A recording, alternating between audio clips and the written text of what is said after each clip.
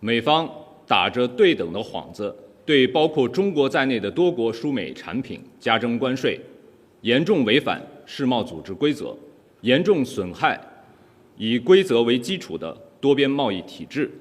中方对此坚决反对，将采取必要措施，坚定维护自身正当利益。中方多次强调，贸易战、关税战没有赢家，保护主义没有出路。中方敦促美方纠正错误做法，以平等、尊重、互惠的方式，同包括中国在内的世界各国磋商解决贸易分歧。美国单方面加征关税，违反世贸组织规则，损害的是各国人民的共同利益，也无助于解决美方自身的问题。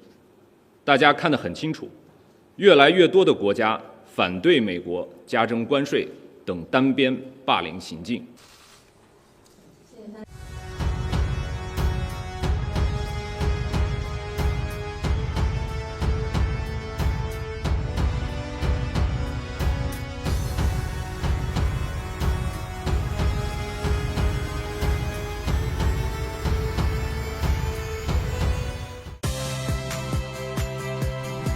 Saya Audrey Chandra, saksikan program-program Kompas TV melalui siaran digital, pay TV, dan media streaming lainnya.